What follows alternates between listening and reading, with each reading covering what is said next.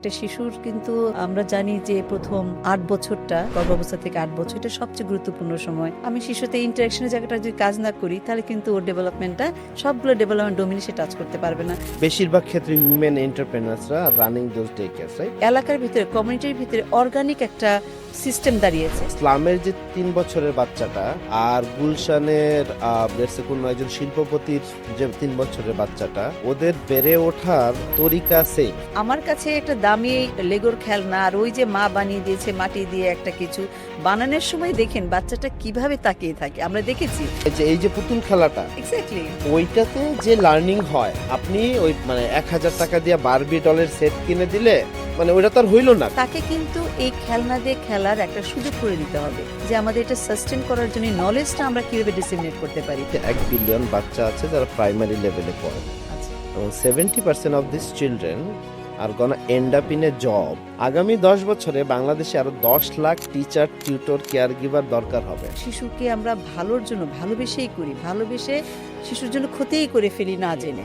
Automatically চলে যাচ্ছে notification যে আপনার বাচ্চার এখন এই স্টেজে আছে, যদি সে এটাকে রেজিস্ট্রেশন করে হ্যাঁ মানে ইজ ফ্রি। 60% মা হওয়ার পরে চাকরিতে ব্যাক করতে পারে না। অনেকে আছে যে প্রয়োজন কিন্তু সাহস করে না। ঢাকার আরবান মিডল ক্লাসে ইউ ডোন্ট নো আপনার পাশের ফ্ল্যাটে কে। লো ইনকাম গ্রুপে বা আপনি ইসলাম এরিয়াতে এই জায়গাগুলোতে আমরা দেখি যে খুব সহজে দেয়, বিকজ ওই খালা বা আপা ওখানেই থাকে, ওইখানেই থাকে পাশের ঘরে। হ্যাঁ, পাশের ঘরে বাচ্চাটা খুব নিশ্চিন্তে দিয়ে চলে যায়। হ্যালো এভরিওয়ান, আমার নাম হচ্ছে ওয়ালিউল্লাহ ভুইয়া। আমি লাইট অফ হোপের কো-ফাউন্ডার এবং সিইও। আমি কাজ করি মূলত হচ্ছে বাচ্চাদের নিয়ে এবং আর্লি চাইল্ডহুড ডেভেলপমেন্ট এবং বাচ্চাদের ক্রিয়েটিভ সেক্টর নিয়ে ফর দ্য লাস্ট 10 ইয়ার্স। আমার সাথে আজকে আছে সাজিয়া আপা, এবং আমি এবং সাজিয়া আপা দুইজন সম্পূর্ণ দুই ফিল্ডের মানুষ। I came from private sector, so but early childhood development এই জায়গাটা নিয়ে আমি প্রাইভেট সেক্টরে কাজ করি। সাজিয়া আপা through and through in the non profit sector as an academician, also like গভর্নমেন্টের সাথে কাজ করি। সো আজকে আমরা যেই বিষয়গুলো নিয়ে গল্প করব সেটা হচ্ছে যে এই যে হঠাৎ এখন ইভেন আমাদের মিডল ক্লাস সোসাইটিতে ওই যে চাইল্ড কেয়ার, ডে কেয়ার, এই জিনিসগুলা early childhood development become very important and now we are talking about this things. So the discussion will be around what the private sector is doing, what the non-profit sector is doing, and how these two sectors can collaborate and learn from each other. So সাজিয়া আপা, আপনার just ছোট্ট করে যদি একটু পরিচয় দিয়ে শুরু করেন দর্শকদের জন্য, and then we can go into the like storytelling and discussing about these things. Sure. আমি সৈয়দা সাজিয়া জামান।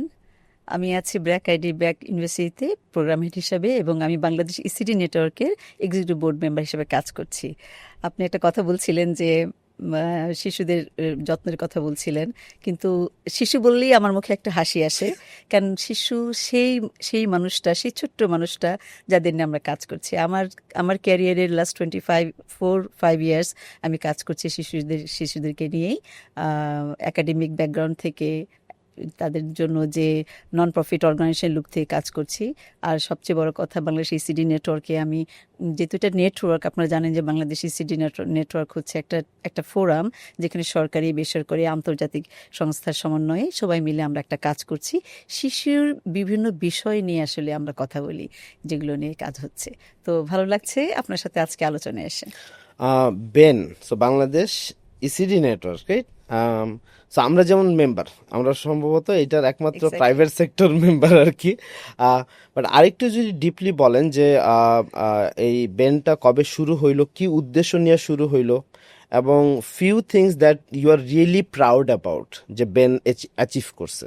সো একটু বেন বলতে গেলে একটু পিছন থেকে আসতে হবে যে বাংলাদেশে যদি বলেন আর্লি চাইল্ড ডেভেলপমেন্ট, এটার যাত্রা কিন্তু আরও আগে থেকে।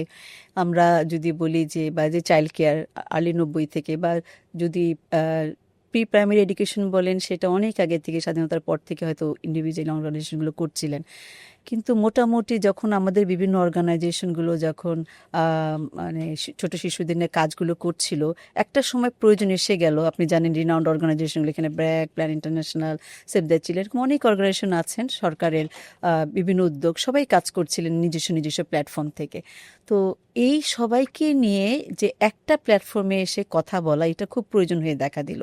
সো 2002 সালে আসলে বাংলাদেশ শিশু একাডেমির উদ্যোগে ইউনিসেফের একটা ফান্ড থেকে একটা যারা এই ধরনের অর্গানাইজেশনগুলো শিশুদের নিয়ে কাজ করে তাদের নিয়ে একটা নেটওয়ার্কিং বা একটা ওয়ার্কিং গ্রুপের একটা প্রস্তাব এসে যায়, একটা সার্ভে করার প্রস্তাব এসে যায়। সেখান থেকে যাত্রাটা শুরু। তখন আমি যখনই বলবো বাংলাদেশ ইসিডি নেটওয়ার্ক, কয়েকটা নাম না বললেই না। এখানে আমাদের সাথে আমাদের চেয়ারপারসন ডক্টর মনজুর আহমেদ, আপনারা অনেকে তার নাম শুনে থাকবেন, মঞ্জুর সবাই ভাই। চেনেন, আপনি চেনেন নিশ্চয়ই। সো মঞ্জুর স্যার, মামুদা আপা আমাদের সাথে এখন নেই, হাবিব ভাই সেভ দ্য চিলড্রেনে ছিলেন আমাদের সাথে, মোস্তফা ভাই, মহসিন ভাই, এরকম অনেকে ছিলেন, অনেকে যারা বাংলাদেশে ইসিডিটার এই অগ্রযাত্রাটাকে নিয়ে গেছেন তাদের কাজগুলো দিয়ে। তো আমরা আসলে সবাই কৃতজ্ঞ তাদের কাছে, এখনও তারা কাজ করছেন অনেকে। সো এই যাত্রার পথে 2005 থেকে বাংলাদেশে ফর্মালি সেপ্টেম্বর মাসে আমাদের বাংলাদেশ ইসিডি নেটওয়ার্কটা লঞ্চ করে।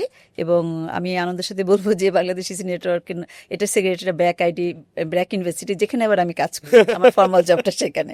সো ওখানেই সেক্রেটারি ফ্রম দ্য বিগিনিং, এতদিন পর্যন্ত, আজকে পর্যন্ত সেক্রেটারিটা ওখানেই আছে।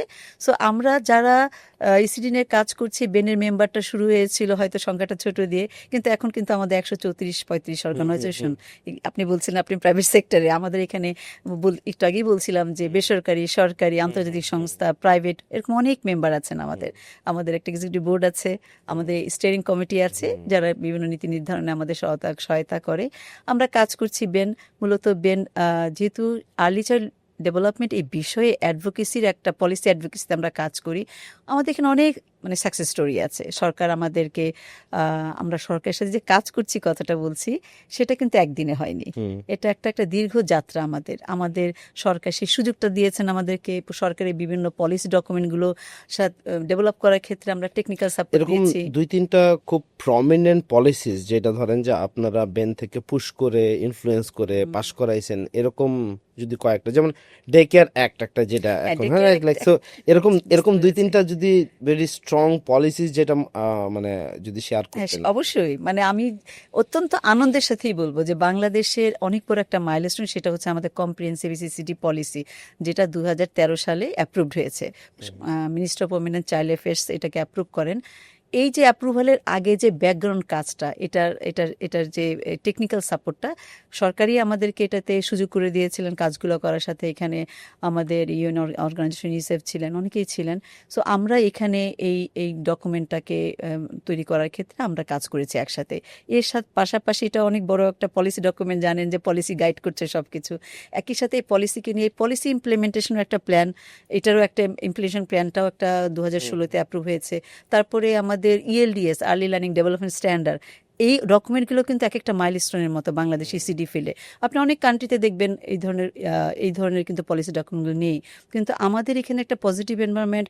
আমাদের বিভিন্ন সময়ে আমরা এগুলোকে করার জন্য যে আমরা অ্যাডভোকেসিগুলো করা, যে পুশটা করা, সেটা বেনের প্ল্যাটফর্ম থেকে আমরা করতে পেরেছি। এবং আমরা সেগুলো এই অ্যাপ্রুভাল, তার আগে 2008-এ operational pre primary operational framework একটা অ্যাপ্রুভ হয়েছিল, ওটা ফার্স্ট স্টার্টটা হয়। দেন 13-তে পলিসি, 16-তে ইমপ্লিমেন্টেশন প্ল্যান, তারপর 19-এ ফাইনাল ড্রাফটটা হয়ে গেছে এলডিএস এর। আমরা কন্টেন্ট ভ্যালিডেশন করেছি, এজ ভ্যালিডেশনটা করতে পারিনি এখনো। তারপরে যেমন চাইল্ড কেয়ার অ্যাক্ট, এটা সরকার করেছেন, কিন্তু রিভিউ করতে আমরা রিভিউ করে সবার মতামতগুলো একসাথে অ্যানালিসিস করে আমরা কিন্তু মন্ত্রণালয়ে দিয়ে এসেছিলাম যে এই বিষয়গুলোকে যেন ওনারা বিবেচনা করেন। এটা কি এখনো পাস হয়েছে কি? আমাদের চাইল্ড ডে কেয়ার অ্যাক্ট তো অ্যাপ্রুভ 2021 সালে। এখন তাহলে that brings me to the next, যে ধরেন যে প্রাইভেট সেক্টরে তো এখন বিভিন্ন জায়গাতেই সমানে ডে কেয়ার হচ্ছে, রাইট? এবং ব্র্যাক আইডিও এরকম ট্রেনিংও করাচ্ছে যে ডে কেয়ার কিভাবে চালু করতে হবে, ডে কেয়ার এন্টারপ্রেনার তৈরি করার জন্য ট্রেনিং হচ্ছে। একটা জিনিস হচ্ছে যে পলিসি তৈরি করা, আর আরেকটা জিনিস হচ্ছে যে পলিসি কি আসলে মানা হচ্ছে কিনা, বা আদৌ এই পলিসিগুলোতে যে এই স্ট্যান্ডার্ডগুলোর কথা বলা হয়েছে সেইটা আসলে কিভাবে আমরা মেক শিওর করতে পারি। সো ফর এক্সাম্পল আমি বলি যে where I am coming from, let's say কালকে যদি আমি একটা ডে কেয়ার দিতে চাই প্রাইভেট সেক্টর থেকে, যে লেটসে আমরা 20 লাখ টাকা ইনভেস্ট করে একটা ডে কেয়ার দিতে চাইতেছি, who is the authority to tell us যে না, যে দিস ইজ লাইক স্ট্যান্ডার্ডস, এগুলো তোমরা মেনে চলবা, অ্যান্ড যদি আমরা মেনে না চলি তাহলে who is gonna come and আমাদেরকে জরিমানা করবে? জরিমানা করবে। আচ্ছা, তো আপনি মানে চমৎকার একটা বিষয় তুললেন আপনি এখন। মানে আমার নিজেরও ভালো লাগে এই কথা বলতে। মানে শিশু ডে কেয়ার শব্দটা এসছে কোথা থেকে? আমরা যখন বলছি শিশুর যত্ন, একটা শিশুর কিন্তু আমরা জানি যে প্রথম 8 বছরটা, মানে 8 বছর, মানে গর্ভাবস্থা থেকে 8 বছর, এটা সবচেয়ে গুরুত্বপূর্ণ সময়। এবং শিশুর কিন্তু সার্বিক যে সুষ্ঠু বিকাশ বলি, সার্বিক বিকাশটা বলি, এই সময় ভিতগুলো রচনা হয়। কাজে যত্নের জায়গাটা এমন একটা গুরুত্বপূর্ণ বিষয়, যেটা সেটা শিশু আমার